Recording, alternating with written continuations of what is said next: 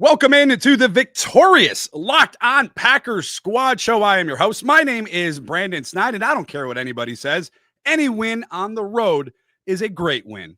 I'm Peter Bukowski, host of Locked On Packers, and the numbers are not going to show it, but Sunday in the Desert showed the Packers can lean on Jordan Love even when the run game isn't working. That's just Coach Jakes. My dad used to say, you get what you pay for. Go Pack Go! It's the Packers Squad. Everything Green Bay Packers every week. Covering all the big hits and game-changing plays from Titletown. The way only the Locked On Podcast Network can. From the frozen tundra with all the cheeseheads, the Packers Squad Show starts now.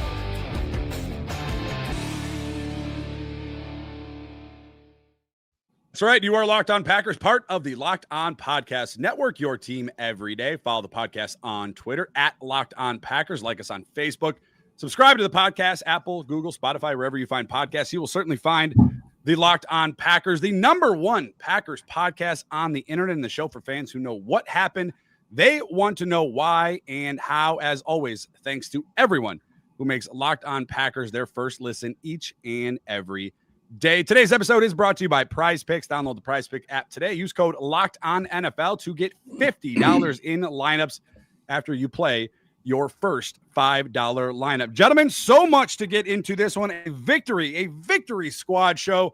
Once again, we'll dive into the turning point. We'll hand out some game balls later on in this one. Coach will take us to class later on. But man, oh man, Jordan Love does it once again. Ladies and gentlemen, his sixth game-winning drive in his career, a late drive in the desert, another Packers victory, this time against the Arizona Cardinals. Josh Jacobs punching it in.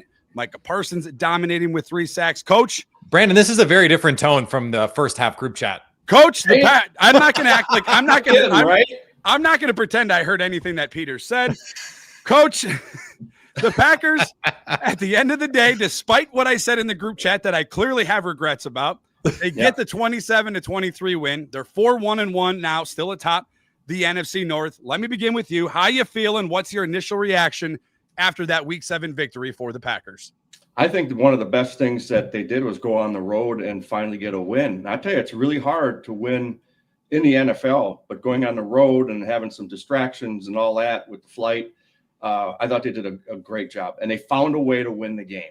Again, on the last play of the game, right? To the last play where they had a play. So I was really excited about what they did. First half, I thought was very lackluster. In fact, I was going to say, 99 yards. That's second fewest in the for this season for the Packers. Yeah. So it was very uneventful. I thought the first half, but they turned it around in the second half. Coach, you mentioned leaving late. Peter, this team didn't leave almost 6 hours late out of Green Bay. Some plane issues. Matt LaFleur in his post-game press conference saying they actually did a lot of what they would do in Arizona, they did on the tarmac in Green Bay. So yesterday, waiting for the airplane to get fixed or switch, whatever they were doing, putting themselves to good use and knocking those things out. I had a bad feeling about this one, Peter, just because of that leaving late, going to the West Coast, the time change. What were your thoughts after that 27-23 win? It was a different kind of game than they've been in all year, guys. I think that we can't underestimate that part of it. They had a great graphic from Fox that the Packers had spent more minutes trailing in this game than they had the rest of the season combined. And so when you have to play that way, it's a different kind of muscle. It's a different kind of skill as a team. It's a different kind of tenacity that you need to win those types of games. You didn't have your A game in the first half. And I thought, I don't want to preempt too much the turning point, but guys, I thought that last drive of the first half, when it seemed like it could have just been a give up time. And Matt LaFleur, remember, against the Cowboys, it burned him trying to be aggressive at the end of the first half. And he said, you know what? Screw it. We're going to go for it. They pick up 22 yards. They get in position to just say, just to, F it, try, right? And Lucas Haversek, guys, that would have been good from 65 plus, I think. He booted that thing from 61 yards. That changed everything about this game. Instead of down 13-3, you're down 13-6 at halftime. Instead of a 2-score deficit, it's a 1-score deficit. Those sorts of plays, that is a different way than this team has had to win all season. Really a different way, guys, than they have had to win in the Jordan Love era. And to prove that they could do it, I thought was frankly really cool, even if the first half struggles were frustrating. This team, they tantalize us. Mina Kimes compared them to Rachel Lee Cook, and she's all that. It's like, we know you're a hot girl. Just take off the glasses. Just take off the glasses. And that it seems like they just won't do it. They just they're waiting for the denouement of the movie to take the glasses off. And hopefully they do it just in time for the Super Bowl. Coach, have you guys ever been delayed leaving Green Bay or leaving another city or going to another city? We have. I was in I was in Omaha in the old UFL, and the plane hit a deer on a runway, and we couldn't Seems like an issue. I know, and we couldn't get out, and it's a very Nebraska story too. It really is, right? And then they had a plane have to come in, and the windshield was cracked, and it was a nightmare. We're flying up to Connecticut for a game, but I've had walkthroughs. Man, I've had walkthroughs in parking lots before. I've had them in a lot of times they do them in a ballroom at the hotel because it's so damn big, right? In fact, usually have a blitz pickup or whatever, but they'll have it in a ballroom of a hotel. Coach, you mentioned the slow start, 98 yards in the first half, their second fewest this season. Do you think that had a big effect on that first half for the Packers, or is it doesn't really matter when we get to Arizona? We got there obviously before bedtime, but let's lock it in. But how big of a deal is that to arrive in your destination in the NFL 6 hours late? What the thing is, you always want to eliminate any distraction, right? You just don't want that. But the thing is, how are you going to react to some adversity? The plane wasn't there. Well, you know what? It happened. Let's get out there. We did what we had to do. I thought that Arizona Cardinals defense played pretty damn good in the first half.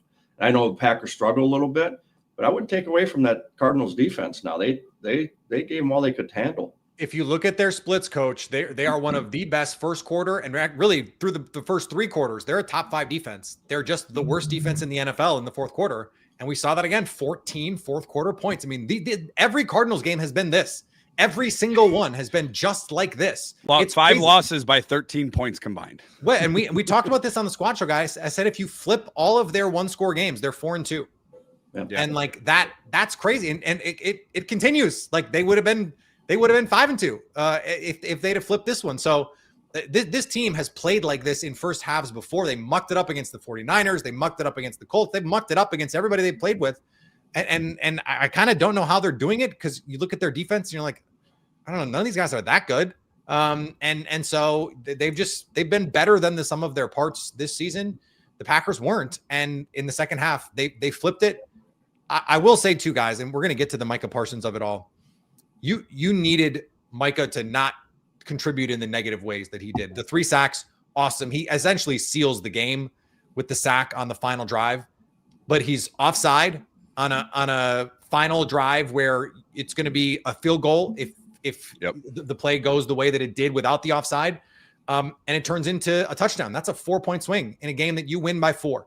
And then he has the hip drop tackle, which was, again, a hip drop tackle. That is the definition of a hip drop tackle. I talked about this on the live show. If you land on the guy's legs, they're going to call it. That doesn't happen very often. But this was, by the definition of the rule, a hip drop tackle.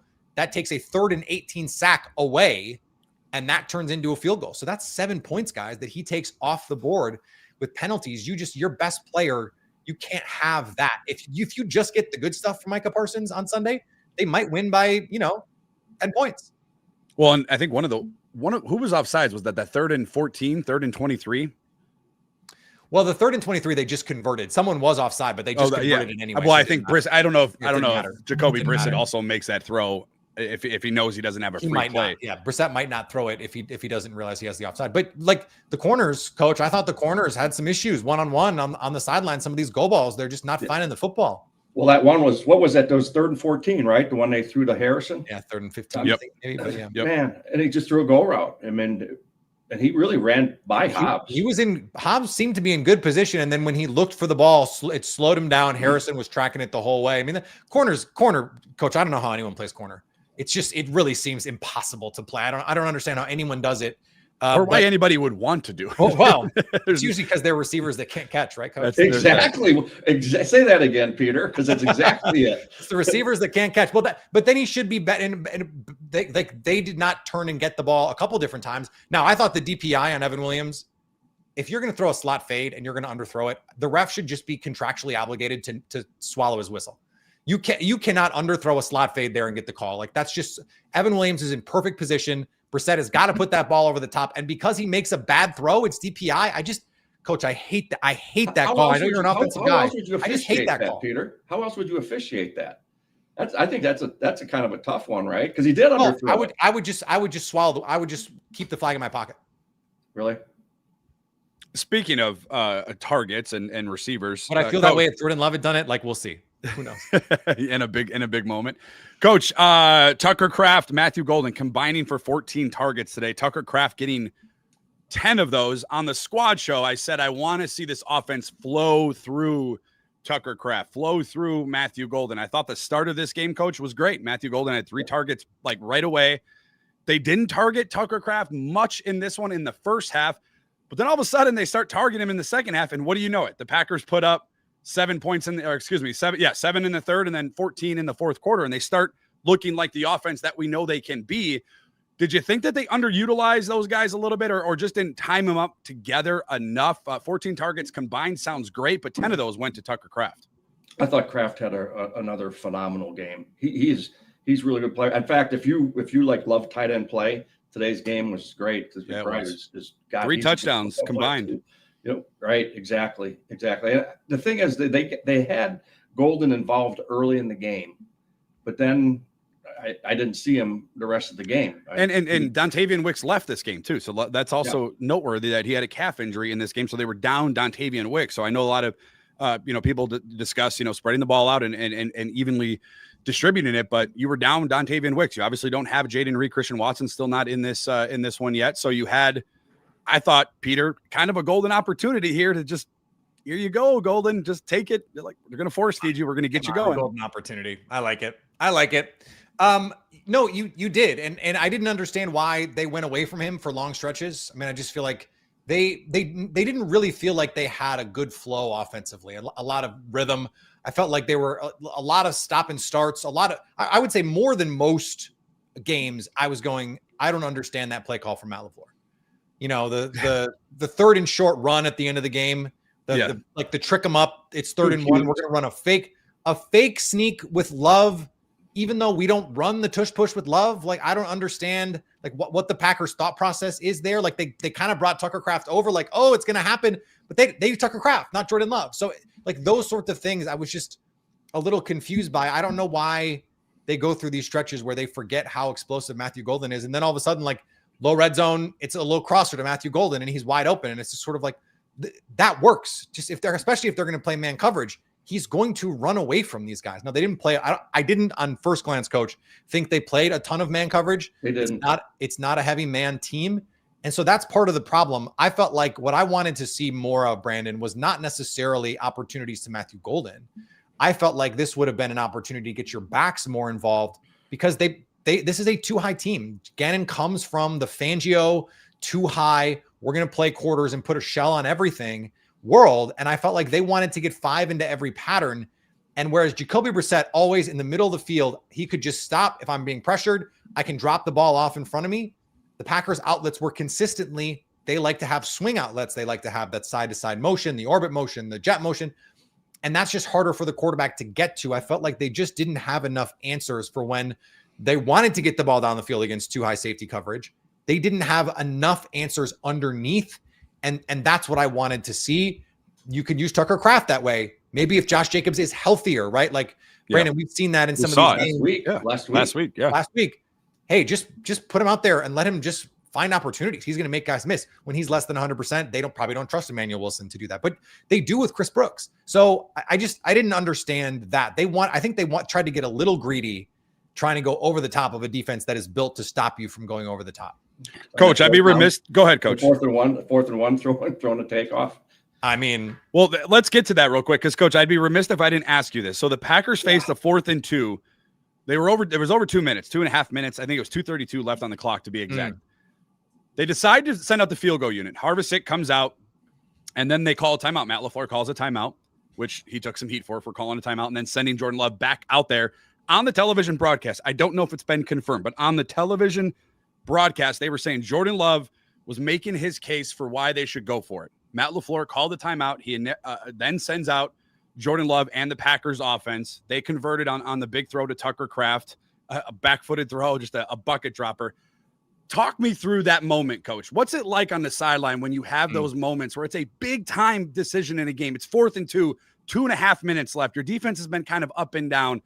A field goal ties it, but we've been in this situation. We saw this in Dallas just a couple of weeks ago. Coach, talk me through those moments and what it's like in those late game situations.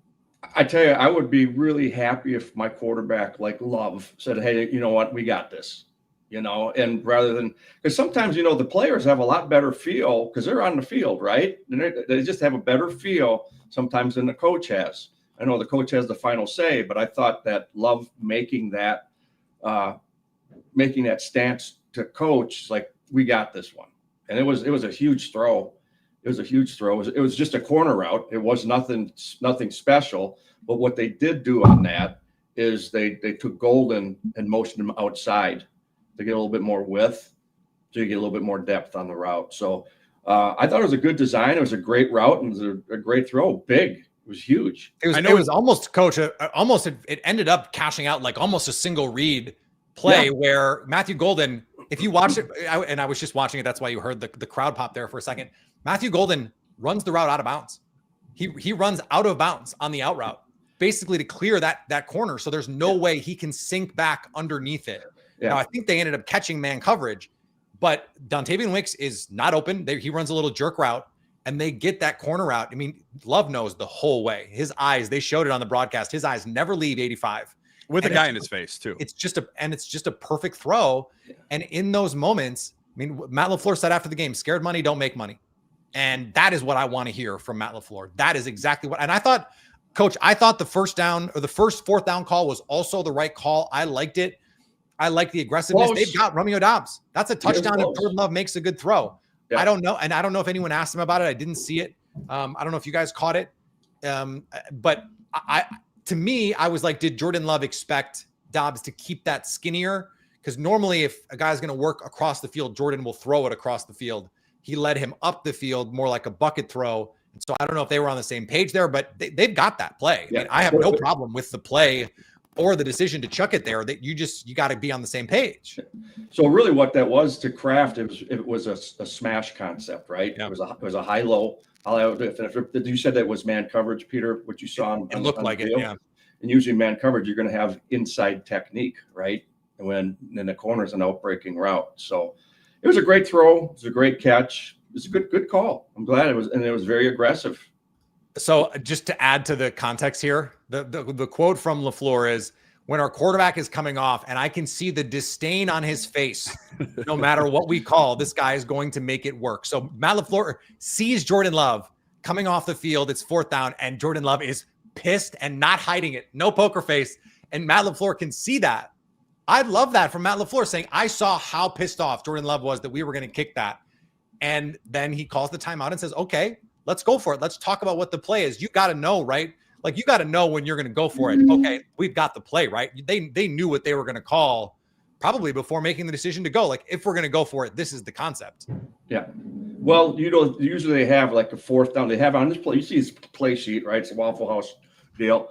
But there's calls on there. It says like 4th and have to have it, right? Yeah. So here's my 4th and 5, here's my 4th and 9, that you have to have it. So those plays are usually scripted off the jump already before they even to get there. Go, hey guys, when we get this, and when they're going through the maybe like the night before the game, and they'll have those like key calls, guys, this is what we're going to call.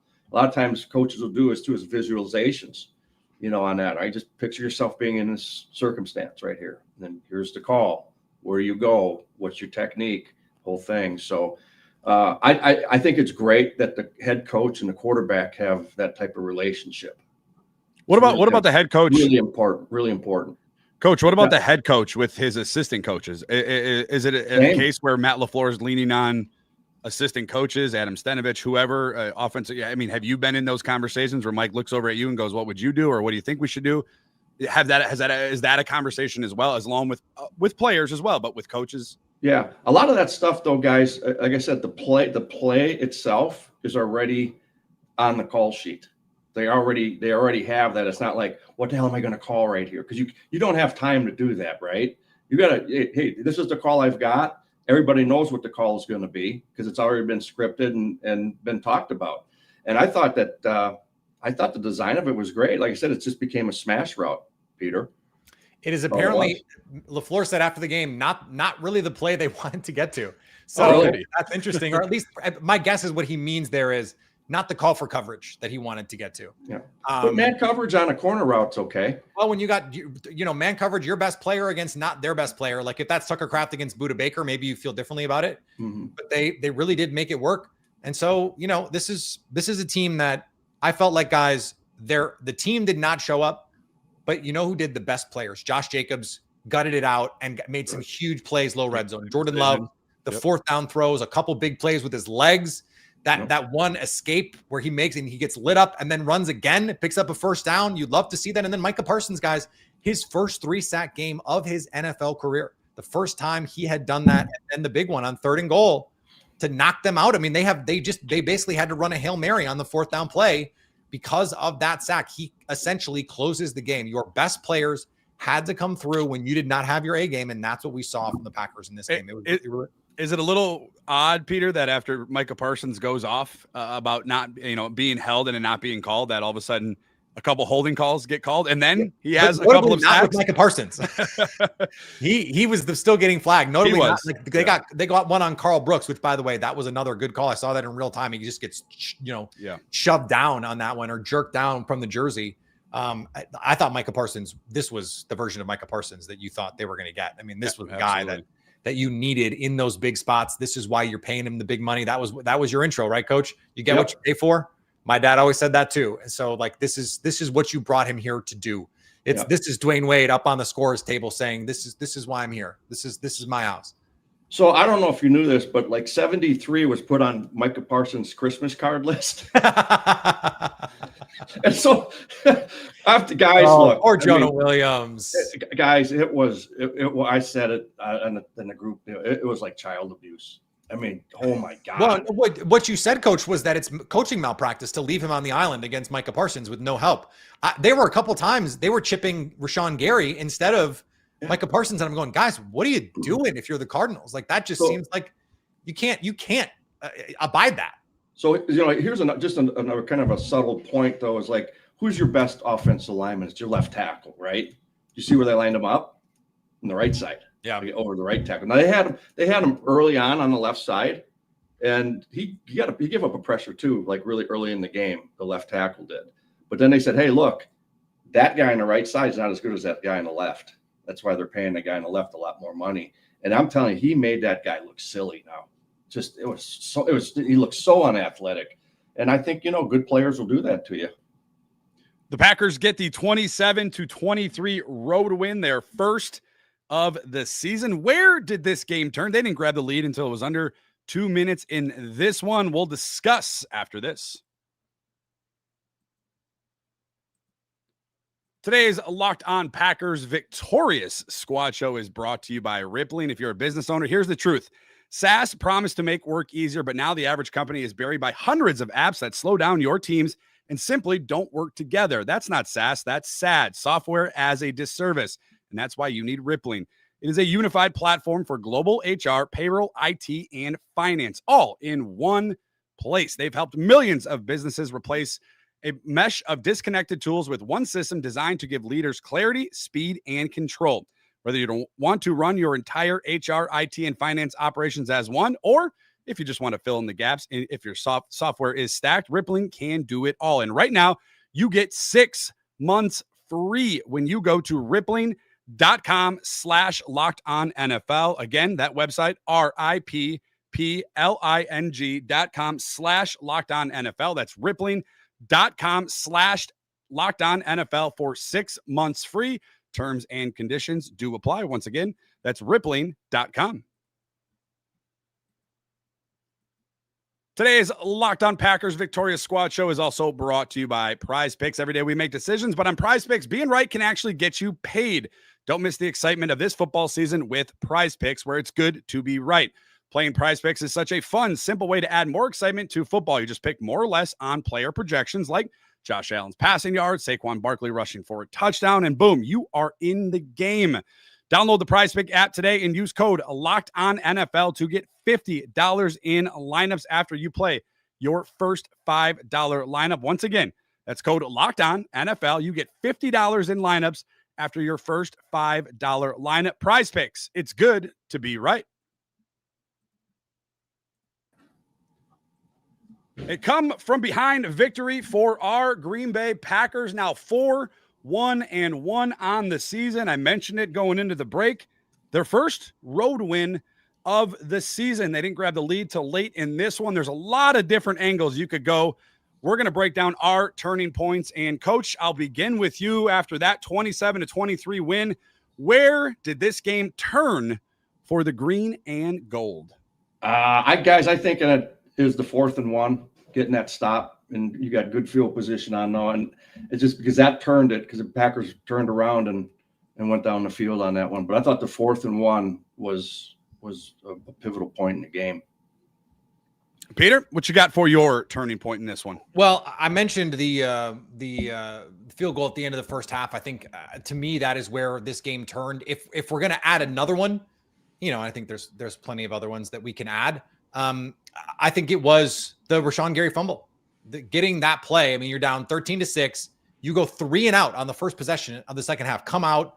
If Matt LaFleur wants their piss hot, I mean, that's about as ice cold as you can come out of the second half.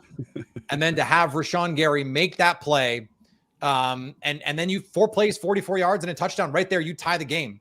And I know that the Cardinals came back and then score, but then the Packers come down and they get a score. I just feel like that fumble was the one play to ignite this offense.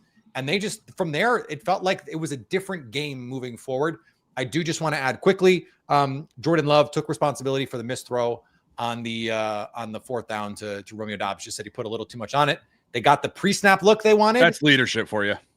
He's never gonna say Romeo Doubs ran the wrong way or whatever. But said they got the pre-snap look they thought they were gonna get, and then post-snap coach they changed the look, and so it was not the premium look for coverage. And was it man, Peter? Was it man? I didn't look. It looked like it. It didn't look like it, or I mean, it looked like it to me. But I don't know what they were getting single high versus too high. They basically got no safety in the middle of the field, and Romeo was able to win there. I do want to add, Brandon. Feel free to add, and then give me your turning point. But as frustrated as fans are, and there are a lot of fans on my stream. Not me.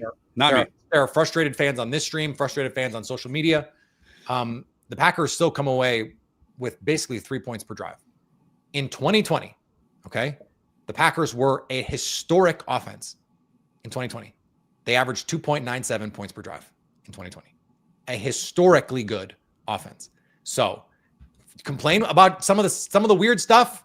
They didn't have that many possessions in this game, and they managed 27 points at about 3 points per possession. So it's not as bad as it seems, for as frustrating as it still can be. I still think the Rachel Lee Cook, metaphor is apt here, but they can be even better. That's the thing. So Brandon, when did this game turn for you? Yeah, no, I agree with you with Lucas Harvesek. And can we have a second here for like a standing ovation for Lucas? This guy comes in crazy off the streets. He's looking for a part-time job, coach. He's applying to be doing that though. A substitute teacher. Yeah. And he comes in and he's been perfect, literally perfect, including setting the Packers franchise record held by Mason Crosby for distance on a field goal. And that was good from 61. That probably would have cleared 65, maybe more.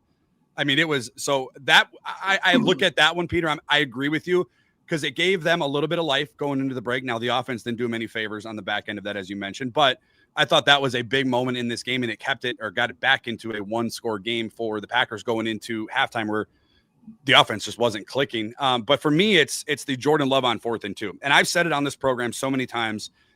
I put it out on social media. I've talked about it through group chats and whatnot. I just want to see this team ride Jordan Love. And I just you gave him that money, right? You paid him $55 million. You drafted him when you had Aaron Rodgers in winning MVPs. And I get all of that. I understand that, what comes with that, but I want to see this team go through number 10. And today was a perfect example of the reason why. Now, does it play to my favor today? Yes, because they won the game and Jordan Love was a big part of it. 4th and 2, a guy in your face, essentially the game on the line. The Packers had 1 timeout left. They did have the 2-minute warning, but a first down ices that game for Arizona. Matt LaFleur in a big situation, because we saw the heat he took after Dallas by not going for, essentially not going for the win, maybe playing for the tie. But that was different. And Jordan Love was a part of that. And he kind of talked him into it, as we mentioned about it, gave him that look. And Matt LaFleur put that trust into number 10, and he goes out there and he makes, to me, the throw of the day. And I know there's a lot of great throws that we could look at throughout the course of this game from both sides, Arizona and Green Bay. But you guys, when there's a guy in your face, it's 4th and 2, you're playing the sideline, you got a defender. I know Tucker Kraft's great. I thought he made an excellent throw, one that we may not talk about a lot, after today. And I know we're obviously talking about it now, but I think it might, get swept under the rug on how clutch that throw was to set up. Brandon, I don't think you can sweep it under the rug. I think that has to be one of the iconic throws of the season, because it won them the game. Yeah. And that's what, and Jordan Love has shown you guys. I know Cleveland stings. I get it. I know week 3, it's a black mark on this season, because of what Jordan Love did in that moment, but he still led them back down for the game-winning field goal. He did, but that's why I'm willing to do it. Like we mentioned it after the Dallas game, and I don't want to go too far back in time, but like I'll take 4 chances, you guys, at the end zone, and the Packers lose that game, then settling for a tie, because that's what it felt like. I'm ready to ride or die with Jordan Love, and I don't think it's crazy, and that's why I put that as my turning point. Obviously, it got them into scoring that touchdown where Josh Jacobs. And shout out to Josh Jacobs as well, sick and with a bad calf. But I thought that throw, coach, on 4th and 2, guy in his face, a bucket, had to have it moment, or the game was pretty much over. That's my turning point. And Jordan Love, obviously a big part of that. I want to make sure we get this on the record here, guys. I understand the Cardinals are not anyone's pick to win the Super Bowl. And so this win is gonna come off to some fans, some national media, as just ho-hum.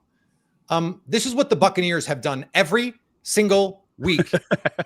Every single week. You could add the Eagles in there too, Peter. Baker Mayfield was everyone's MVP pick through 6 games, okay? And I'm talking about 2 bad teams. They had to come from behind the New York freaking Jets, okay? So I want everyone to keep that same energy when Jordan Love does it and he comes down and he scores the game-winning points. I want everyone to talk about how cool it was to see Jordan Love do it, because I've had to hear for 6 weeks how cool it is when Baker Mayfield does it, because he's 5'10" and 3/4 and he likes to juke guys in the open field. I got to hear about how great Baker Mayfield is. Keep that same energy when Jordan Love does the same thing, okay? They beat a bad team. I get it. But game-winning drive, the nuts on the table, Jordan Love made the play when he needed to make them, the same way everyone gets excited about Baker Mayfield doing it. I want to make sure that same energy, I want to hear from the shouty shows all week on the national media. I want to hear it. Come on. Tell me, really, Peter, how you really feel about this. Oh, he's absolutely right, though, because it doesn't get talked enough about. And I know, coach, because I know what happened in Cleveland. Peter mentioned that he gets them back down in field goal range. He did it in Dallas, though, twice in that game, in regulation and in overtime. He's done it a lot throughout it. When he has to do it, he can do it. That's why I'm all in on trying to just ride. Today was a little bit better, right? 29 pass attempts. They had 23 rush attempts. I understand that Josh Jacobs probably 4 Jordan Love scrambles in there too. So correct. Really 33, whatever it is, 19. Correct. So I'm ready to go in. I trust Jordan Love. He has been in those big moments. He's been nothing but get into this team into the playoffs and played fantastic football down the stretch. I'm ready to just go in all in with him. And if it takes me to a Super Bowl, great. If it doesn't, well, at least I know we went down trying to do what I wanted to do. Coach, what do you think of this receiver rotation? Because I got a little bit on my soapbox about it, and I'm like, I think Malik Heath is a really nice football player. He's a hell of a blocker. He's a tough guy. He's a great teammate. I'm kind of just all set with Malik Heath snaps, because I just feel like Wicks and Dobbs and Golden and when Watson comes back, like those are the guys that should just be on the field. I feel like there's too many times where I look on the field and I don't see the Packers' best players. And I'm going, why are they not in good enough shape to do it? Like, I watch the Vikings and their best guys are out there every week, every snap. The Lions, every snap. Like, Amon-Ra St. Brown doesn't come off the field. What are we talking about? I tell you, the only time I would be taking your starters out if it's just for a rest. Other than that, Peter, I'm going to have my best guys on the field. Why wouldn't you? Right? I mean, it happens on defense too, Brandon. Like, there were a couple times when they hockey sub the defensive ends, and I'm like, you have Micah Parsons and Rashawn Gary. This should be Westbrook and Durant. Never take one of them off the court. Like, make sure one of them is. You can't have a second and long when it's Kingsley Enagbare and Baron Sorrell. Like, I don't understand that. And I thought Jeff Hafley was a Joe Barry thing, and it bugged the crap out of me when he would do it. And I thought that Jeff Hafley wanted to get those guys out there playing a lot of snaps. And I don't know if it's they just can't physically do it or what, but I want one of those guys out there. Oh, they're playing the long game. I think it's the same thing with McManus, maybe right? Right. You know, that's like Patrick Mahomes in the big games. He used to only run in the big games and in the playoffs. And now because the offense needed him to, like, he does it more. Maybe that's what we're going to see in December, January. Maybe that's what we're going to see against the Eagles in some of these games, but like they kind of needed it today. I guess you take Parsons off the field, first and second and goal, and then he comes on the field and immediately makes the game-winning sack. Well, and maybe too, like maybe that's part of it too. And they're probably, coach, are they measuring that throughout the game? Like, hey, it's a one-score game. Let's kind of, I don't want to say a pitch count, but like, let's watch these snaps for, player A or player B, because we may need him later in the fourth quarter to kind of wreck the game, which we saw. I don't think so, because all these guys now, what is this, week 6? They're all in football shape. It's 6 game for the Packers, week 7, technically. But they're all in football shape. I mean, it's not like these guys haven't played a lot of ball, but I'm going to keep my best players on the field all the time, unless they need a blow. Other than that, they're on the field making plays, because I want to see Golden get the ball more too. I really do. And I think there's different ways that we can get him the ball, like the shallow cross today. Yeah. I mean, like I said, 4.29 or whatever he was, it's hard to, even if it's zone, get him the ball in open space and let him go. They did listen to us though, Brandon. I don't know that they ran the RPO receiver screen one time in this game. I don't think they did. I think they did the first play of the game, Peter, with Matthew Golden. I think it was. Was that I think it was. That was an RPO. I don't think. I don't know if it was an RPO or it was a bubble screen. It was in my brain. It was not an RPO. I think that was just a called play. But maybe not to beat too. They're listening though. They're listening more because it was less. I'll have to look at the tape. He did not get a jet sweep, and they didn't do it a million times with the RPOs. So. You know who you didn't see either too? Savion. You didn't see him today. No, you did not. And and Peter, does he look hesitant? Played a little, but we didn't see it. Does he look hesitant to you guys on kickoffs? Yeah. So I remember now, Brandon. I saw him. Now that was, I think that was not so much an RPO, just to check with me RPO, like one of those, coach, like the old Brett Favre, where just like it's a called run, but we got this. I don't know that it was a true RPO, even though you had Dobbs out there. I don't know. Maybe it was, but yeah, you're right. The Packers getting their first road win of the season. What play or what scheme, maybe what series stood out to coach? He takes us to class coming up after this.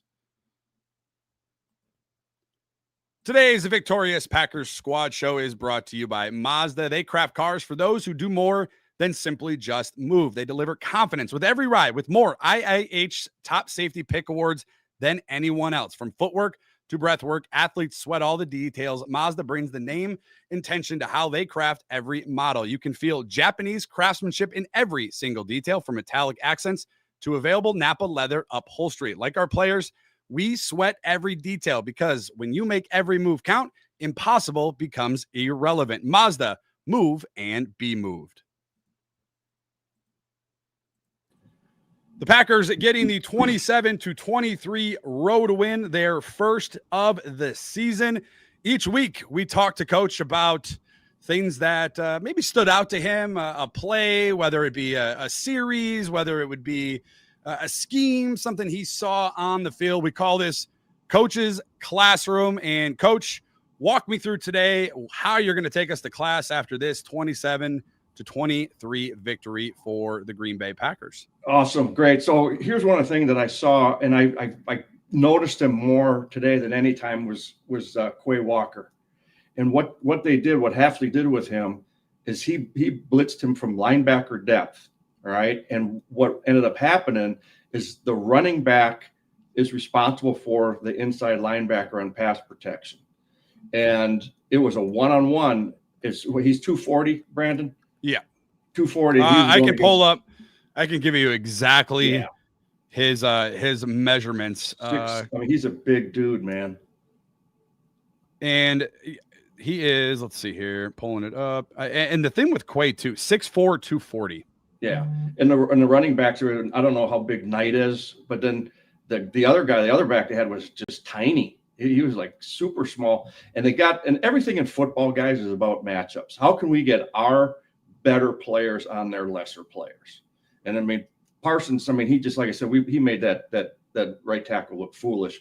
But I thought Quay did a great job today getting pressure one-on-one with a linebacker. And I tell you what I'd like to see is Parsons do some of that. I know he's on the edge and that, but if he could get one-on-one with a linebacker like Walker did today, that just wrecks games. And it makes the offensive coordinator and the O-line coach just like, where do I even start with these guys? I thought Quay was fantastic today. And I think, and Peter, maybe I'm crazy.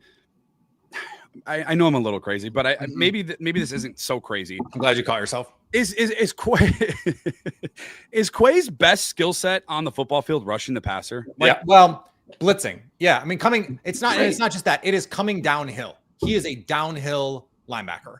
That is what you want him doing. You want him firing his guns and coming downhill, because when he triggers, he's going to trigger with bad intentions, coach. And that is what I really like about him is he is arriving with thunder in his shoulder pads. Like that's what I want to see. Yeah. There was that play, and I think he actually got hurt temporarily on the play. He absolutely ran over a running back on a blitz, and that was the sack. Yeah. And I thought Jonathan Vilma, who for me is a little rough in these games, but I thought he did a really good job when he's talking about linebacker play. It makes sense. Calling out that Quay as a downhill player is really affecting the game as a pass rusher. And so when he's able to play top down, I think he's fine. It's moving backward. Like in coverage, he's really rough. I thought they did a good job of deploying Edgerrin Cooper that way. It's kind of a bummer, Brandon. I know, we've got grand designs for Edgerrin Cooper. I know, but they're kind of having to protect the middle of the field with Coop because they're having to send Quay so much. But he had that great play on Trey McBride in the end zone. Yeah. That single coverage down the middle of the field, you're having to carry one of the best tight ends in the NFL, and Edgerrin Cooper able to do it. You can't use Quay Walker that way if Coop can't handle that responsibility. And so, I think you're right to call out Quay, but like, let's also make sure that we're, signaling that Edgerrin Cooper, his ability to cover those other mistakes and cover the middle of the field is allowing them to have those opportunities. The problem is then that's where all the checkdowns are. So if he's having to get depth, and because you're sending linebackers, now you've got fewer guys to rally to the football. And so this is like, the Aaron Rodgers thing is coming up here, guys. Like, he's going to want to get the ball out quick. Are the Packers going to have answers? Like, coach, from your standpoint, like when you talk about, the death by 1,000 paper cuts, right? From an offensive coach, if you see a defense that plays that way and you're like, okay, we have a game plan to attack him. What is the thing defensively that you don't want to see them do so you can continue to live that way? So you can continue to we're just going to check the ball down. We're going to do this. Like, what can defenses do? Small ball? You mean like small ball? You talk about like small ball? Yeah. Just checking things down. What would I do? No, what do you not want to see a defense do when you are doing that? Like, how can the Packers prevent teams from beating them with small ball? I don't think you're going to be able to beat the Packers with small ball. I really don't. Yeah, because this is what they're saying. Jeff Hafley has said this explicitly. Well, they they kind of almost did today, right? I mean, there was a lot of horseshoes and hand grenades. But I'm just saying, like, it's possible. Queen, but we can't say that one here, can we? I don't know. The thing is, like, a lot of times the defensive coordinator goes, hey, just make them snap it one more time. Make them, because something's going to happen in our favor. And finally, we got a turnover today too. Yeah. I mean, a couple of holding calls. I mean, they got into 3rd and long, guys. They just couldn't get off the field. And I just, like, you're not gonna lose to teams converting 3rd and 23s and 3rd and 15s. Like, teams are just not going to do that consistently. And I think we saw that in the second half. The worm turned a little bit, and the Packers offense was able to find some rhythm. I think it's just this is what happened in 2021. That defense, and they played their butts off in the playoff game, but they were basically daring teams to be more efficient than them. And you had the MVP, and you had Devontae Adams. And I don't know if this offense is that offense, but when you're scoring 3 points a possession, if you get 7 possessions, 8 possessions, like, that's probably going to be enough to win. We're daring you to be more efficient than us. If you're the Packers, like, we dare you. And I just think this defense, like, they can do enough things with Micah Parsons and Rashawn Gary, and Lucas Van Ness didn't play. Devontae Wyatt, like, I saw someone, it might have even been you, Brandon, say the Packers better hope. No, I think it was Wendell Fajeda. I was like, the Packers better hope Devontae Wyatt is this important to their defense, because he's actually going to come back at some point. And so, this defense did look different when Devontae Wyatt was on the field. And so, Colby Wooden had a good game though today, I thought. He did. Carl Brooks had a sack and drew a holding call. So like they have some other guys. But to your point, coach, like you just trust Micah Parsons, Rashawn Gary, and the fact that you're going to have to hold these guys enough that enough bad things can happen. I mean, they won a couple of these drives by getting 1st and 10 tackle for losses or 2nd and long tackle for losses to set up 3rd and long. I mean, I know 7 for 14. The Cardinals were 7 for 14 in this game. Most backup quarterbacks are not going to go 50% on 3rd down. Most NFL quarterbacks are not going to go. The Packers, I think, lead the NFL in 3rd and 7+, and they're converting like 44% of them. So that's high. Yeah. That's really high. One of the things you just mentioned too is like, how do you win ball games, right? Turnover margin and explosive plays. So if you've got a team that just wants to keep checking down and just playing small ball, they're taking one of the biggest variables out of the game by just keep checking it down. You got to throw the ball down the field for some explosives. You have to. Coach, the Packers are 4-1-1, close to being undefeated. Again, like Peter said, hand grenades. Is it better than the C? 2 blocks kicks from being undefeated. Is it better than the C, Brandon? Can we just get you to jack up the grade? Well, this is where you can help me. This is where you can help me a little bit. I really want to. This is where you can help me real quick, Coach. They had an F in the first quarter, Jags. They had an F. Peter, did you see in the text deal? He goes, "That's why I'm giving these guys a C."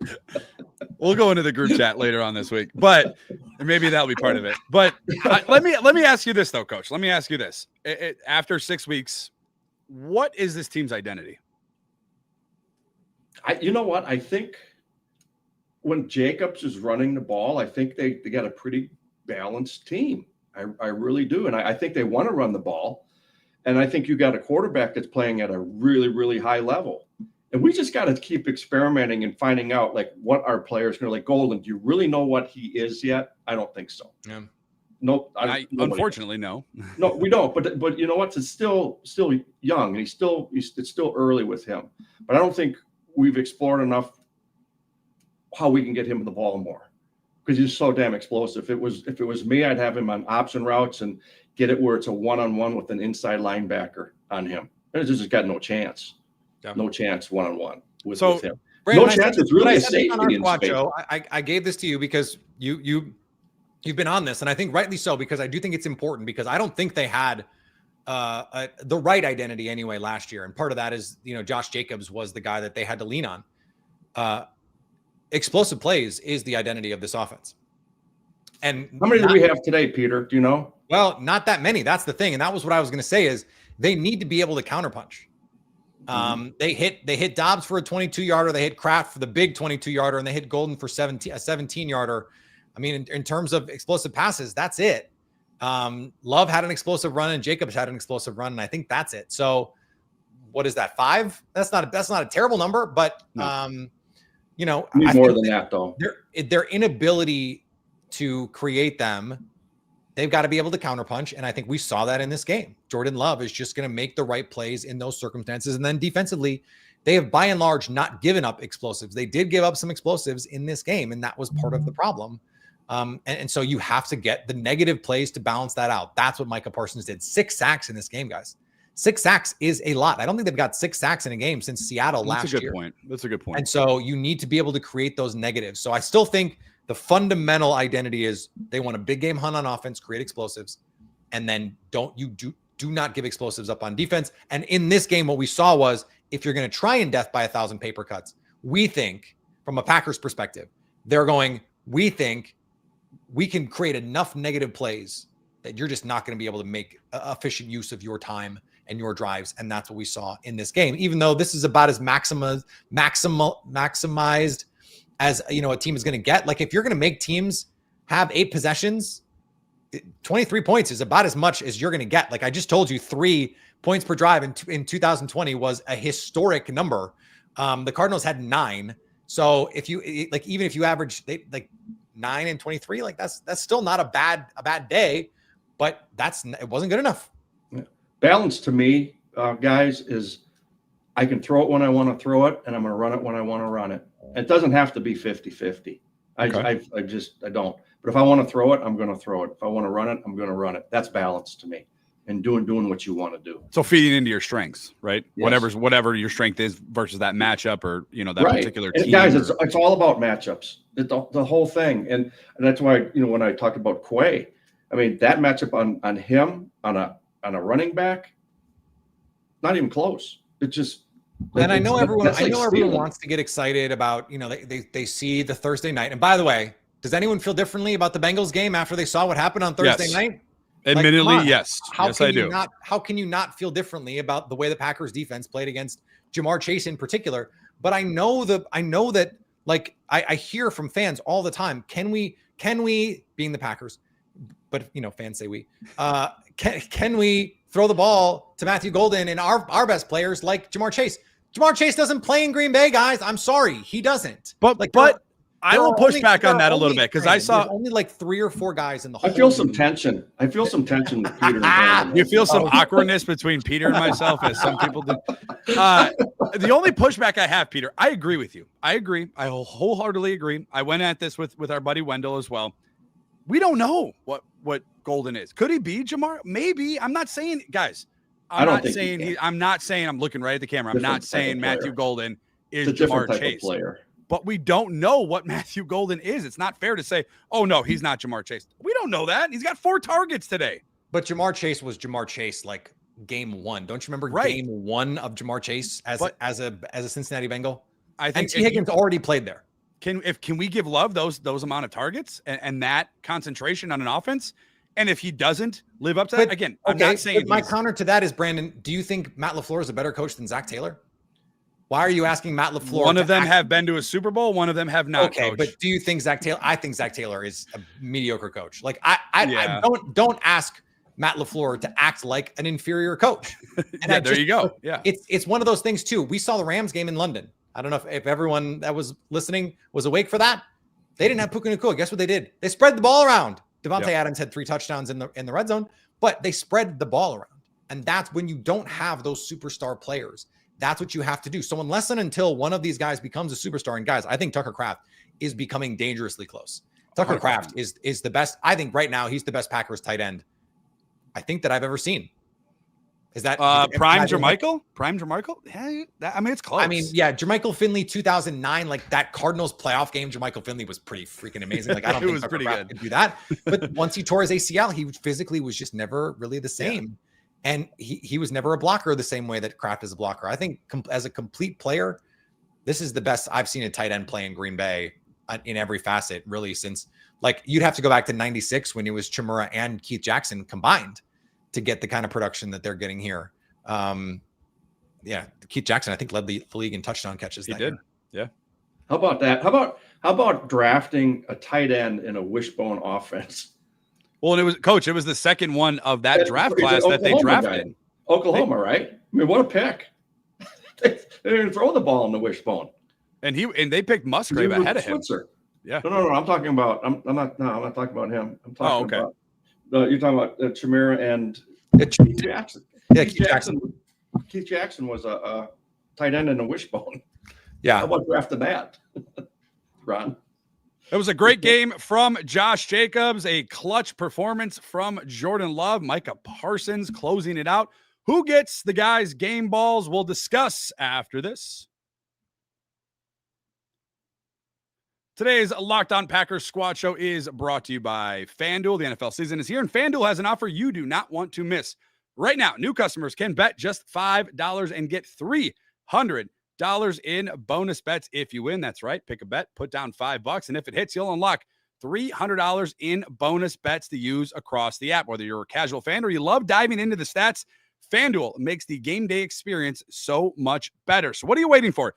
Visit FanDuel.com to download the FanDuel app today. Once again, put down $5. If that first $5 bet hits, you'll get $300 in bonus bets. Once again, visit FanDuel.com, download the app, FanDuel.com. A roller coaster game for Green Bay out in Arizona. I'm not sure they've ever played a normal game out there in the desert against the Cardinals, but the Packers do get the win 27-23. Peter, we'll begin with you on this one. A couple different ways I think you could go to this, but if you had a game ball and you're going to give it out to somebody after the 4th victory of the season for the Packers. Who you handing it out to? I would want to give it, I think, to Micah Parsons. But I think the two big negative plays for me, I'm gonna give the ball to not Jordan Love, to Tucker Kraft, because he made the play of the day. He was the guy that they went to when the chips were down more often than not. You get the key play, the touchdown late. I mean, Tucker Kraft is everything this offense needs him to be and more. And I think this is going to end up being the launch point for him. I think we're going to look back and say this was a game that changed the way the offense is oriented, coach, because they saw when the passing game is not, everything's, not hitting. This is the guy that you can lean on. So that I'm going to give Tucker Kraft the game ball in this one, because I know someone's going to give it to Jordan Love. Coach, not me. I'll tell you. The tight ends in the NFC, they're just loaded, right? In the NFC, the tight ends, and I agree with you. We saw another one today. Trey really good, and I think a tight end for quarterback is a really good security blanket to have.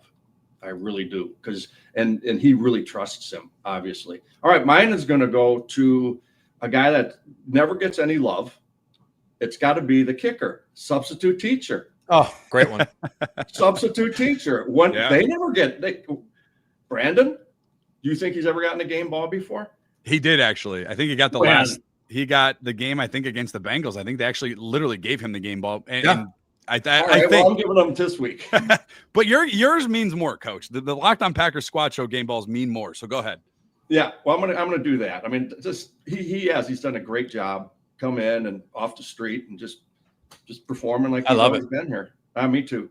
But the substitute teacher thing, Peter, is that's a pretty cool story, isn't it? And it's 61-yarder. I mean, that's crazy. Right. Franchise record. But guys, let me ask you this real quick. Why are these kickers able to kick balls like this? It never used to be like that. What's different? It actually changed. There's the rule, or the law of the NFL changed. And I just found this out, Peter. They send the game balls to the kickers during the week, so they're able to kick those during the week. They put them in washing machines. Yep. They do everything to rough them up, so they're K balls. You go back to at least we did in high school, because the teams brought their own footballs. We had K balls. We had balls we actually put K on it, so that our kickers had different balls. And every once in a while, it'd be 1st and 10, and I'd be going, that's a K ball. I can look down at the center and see like that's a K ball. I actually like throwing a K ball, but it's they rough them up. You see the kickers are like doing this to the ball. Like, you know how much strength it takes to do that to a ball. I think that's part of it. You think it's the ball?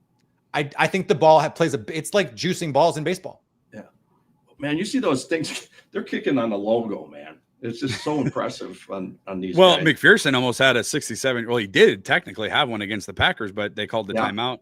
I'm going to go with it's going to be a very unpopular game ball for me, and I know a lot of people that watch this video or that are currently watching it, that will later watch it or listening. Again, appreciate the support. I know they're going to get on me about this one, but I'm going to do it anyway. It's going to Matt LaFleur today for a couple of reasons. Everything went against the Packers today from the start of the trip. We talked about it. You're 6 hours late out of Green Bay. You're doing walkthroughs on the tarmac. Like it's a time zone change. You're going from the Midwest to the West Coast. Like a lot of things going wrong for the Packers. We're not even talking about, Josh Jacobs coming up with a calf injury, which I'm guessing he injured Friday at practice, but I don't really know exactly. And who knows, what else was going on. The offensive line, obviously still trying to deal with some continuity and whatnot, but for him to pull back the field goal unit in that moment. I think Jonathan Vilma on the television broadcast was saying that was the wrong decision. He said, I would kick the field goal. I would get the points on the board. I would put your defense back on the field. It obviously benefited the Packers that they didn't do that, because they got into that first down, and obviously the Josh Jacobs touchdown helped win it. And then Micah Parsons closed it. I thought that was a growth moment, you guys, for Matt LaFleur. And I know it's crazy to say growth moment, because he's in year 7 or 8. He's been in a couple of big games and has done a lot of great things as the play caller and head coach for the Green Bay Packers. But I thought that was a moment where he learned just a couple of weeks ago what that did to him, leaving Dallas with a tie and leaving Cleveland with a loss. And he put the trust. It felt like a different approach from Matt LaFleur in terms of calling the game. And I 100%. appreciate that. Although just take the ball to start the game, Matt LaFleur. Every single time, take the ball. There's that as well.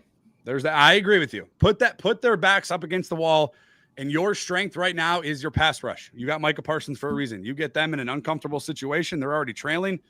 Boom. There you go. And it helps their offense, quite honestly, because we saw, I mean, what was that first drive that Arizona went down there and kicked the field goal? It felt like it was a 7-8 minute drive. So, I mean, right away, you're not seeing your offense out. I think they had 3 total drives in the first half, if I'm not mistaken. 726 in the first 15 plays and only 59 yards, but 726, yeah.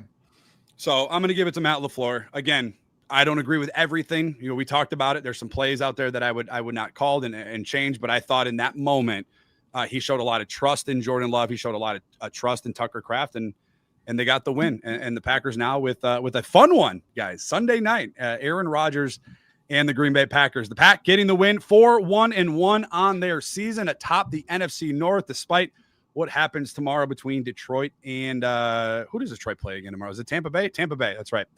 Friendly reminder, the Locked On Packers Squad Show and Daily Show are free and available wherever you guys get audio podcasts, as well as over on YouTube. If you're on YouTube, make sure you hit that subscribe button, hit that thumbs up, hit that notification bell, get notified when we go live. For my guy, Peter Bukowski, for Coach Jags and myself, we will sign off for now. Remember, you guys, all week long, it doesn't stop right now. Yes, you celebrate this Packers win today. All week long, my guy Peter has you covered from front to rear on the Daily Show. Make sure you hit that subscribe, follow, wherever you guys get audio podcasts. And then we'll talk to you guys throughout the middle of the week, and we'll get you set for the big Sunday night matchup for the Packers and the Steelers. Thanks to each and every one of you guys for tuning in. Thank you for making Locked On Packers part of your day each and every single day. And as always, stay Locked On Packers.